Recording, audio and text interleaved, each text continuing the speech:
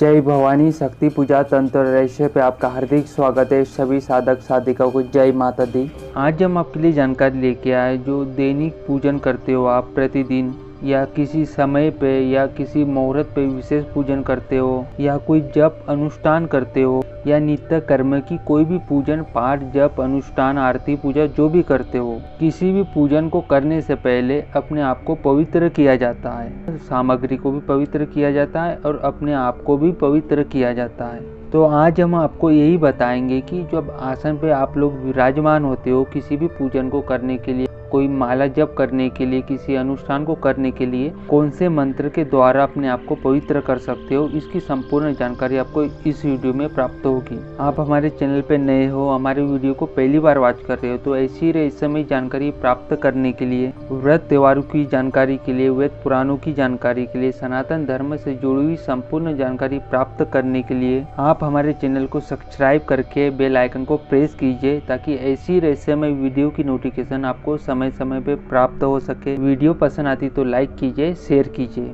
कोई बड़ी पूजा करते हो, कोई अनुष्ठान करते हो, या नवरात्रि का जो पूजन करते हो, सप्ताह में किसी दिन व्रत रहते हो आप लोग, तो उसका जो भी पूजन करते हो विधि विधान से या सामान्य जो भी पूजन करते हो, कोई भी पूजा को, या कोई छोटी पूजा हो या बड़ी से बड़ी पूजा या जप अनुष्ठान यज्ञ हवन हो, जिस प्रकार किसी भी पूजन को करने से पहले स्नान आदि करने के बाद साफ सुथरा धुले हुए कपड़े पहन के जब आसन पे बैठते हो किसी पूजा को संपन्न करने के लिए, किसी भी पूजन को करने के लिए आसन को प्रणाम किया जाता है। उसके ऊपर विराजमान होके आचमन करने के बाद एक पवित्र मंत्र बोला जाता है। दैनिक पूजन में या किसी भी पूजन में बहुत ही जरूरी होता है। इस मंत्र के द्वारा अपने आप को भी पवित्र कर सकते हो, जो आपने पूजन की जो भी सामग्री लाई है उसे भी पवित्र कर सकते हो। ये विशेष पूजा का एक अंग माना जाता है।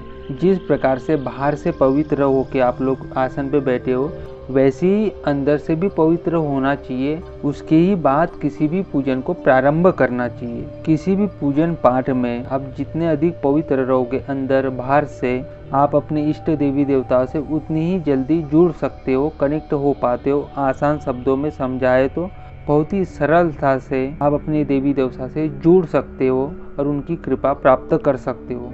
किसी भी पूजन को करते हो तो शुद्धता होना अनिवार्य होती है। जब भी किसी भी पूजन को करते हो तो अंदर और बाहर से पवित्र जरूर होना चाहिए आप लोगों ने।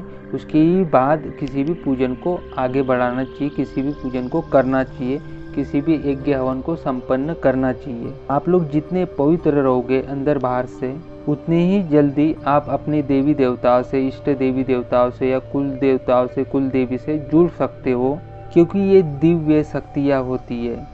जैसा कि स्नान आदि करने के बाद अच्छे कपड़े पहन के आप आचमन करते हो, अपने आप को पवित्र करते हो। जो पूजा की वस्तुएं होती है उसे पवित्र करने के बाद जो तिलक लगाते हो, तिलक आदि करने के बाद आप पूजन करते हो। अपने अंदर बाहर से पवित्र होके आपका जो पूजन करते हो, आप जो जब अनुष्ठान करते हो, उसका फल आपको बहुत ही कम समय में प्राप्त होता है। जितनी सावधानी के साथ पूजन करते हो, शुद्धता के साथ पूजन करते हो, उतनी ही जल्दी आपको आपके पूजन का फल की प्राप्ति होती है। जो पवित्र अपने आप को करने के बाद जो पूजन किया जाता है, ये पूजन का एक विशेष अंग कहलाता है। जब भी आप पूजन करने बैठते हो तो इसे पवित्र अपने अंदर बाहर से अवश्य होना चाहिए। उसके बाद ही किसी पूजन को प्रारंभ करना चाहिए। अब जान लेते हैं पवित्रकरण विधि कैसे की जाती है। आप स्नान आदि करने के बाद आसन को बिछाते हो, उसके बाद आसन को प्रणाम करना चाहिए, उसके बाद आचमन करना चाहिए। आप सभी को पता होगा कि आचमन कैसे किया जाता है। आचमन करने के बाद आपको अपने आप को पवित्र करना चाहिए और आपकी जो भी पूजन की जो वस्तु है, जो फूल आए, जो कोई फल है, पवित्रकरण विधि में जब आचमन करने के बाद, हाथ धुलने के बाद, उसके बाद बाएं हाथ में जल लेना चाहिए। जो लेफ्टे हैंड होता है आपका, जो बायां हाथ होता है, उसमें जल लेने के बाद आपकी सीधे हाथ की मध्यमा उंगली और अनामिका उंगली को आपस में जोड़ लेना चाहिए। जो बाएं हाथ में आपने जल लेके रखा है, उन दोनों उंगलियों को उस जल में डुबाना चाहिए और उसके बाद अपने आप के ऊपर छींटे मारना चाहिए। जो पूजन सामग्री है उनको चीते मारना चाहिए। और जो मंत्र है आपके स्क्रीन पे दिखाई दे रहा है, हम आपको आराम से उच्चारण करके भी बताएंगे। इस मंत्र को आप उच्चारण करते हुए ऐसे ही आपको भी चीते मारना है अपने आप को, आपकी पूजन सामग्री को। तो मंत्र इस प्रकार से है, ओम अपवित्रः पवित्रो वहाँ सर्वावस्थां गतोऽपि वा यः स्मरेत् पुंडरीकाक्षं स बाह्याभ्यन्तरः शुचि। इसी मंत्र का उच्चारण करते हुए मंत्र भी उच्चारण करते जाना है और उंगली डुबाते हुए अपने आप को भी पवित्र करते जाना है और फिर से और उंगली डुबाते जाना है के आसपास आपको चीते मारने हैं। इसी प्रकार से मंत्र का उच्चारण करते हुए प्रतिदिन जब भी आप किसी भी पूजन को करते हो, आरती पूजा या किसी जप को अनुष्ठान को करते हो, तो आसन पे बैठ के अपने आप को पवित्र कर लेना चाहिए। उसके बाद किसी भी पूजन पाठ को, जप अनुष्ठान को आगे बढ़ाना चाहिए। इस मंत्र से जो भी आप पवित्रकरण करते हो, अपने आप को भी अंदर से शुद्ध हो जाते हो। जो आपकी पूजन सामग्री रहती है वो भी शुद्ध हो जाती है। जब भी इस मंत्र का उच्चारण करते हुए जो भी भोग, प्रसाद, फूल या माला को, किसी भी चीज़ को पवित्र करके आपके इष्ट देवी देवता को समर्पित करना चाहिए और आपने भी पवित्र होना चाहिए। उसके बाद ही किसी भी पूजन को प्रारंभ करना चाहिए। ये पूजा का अभिन्न अंग माना जाता है।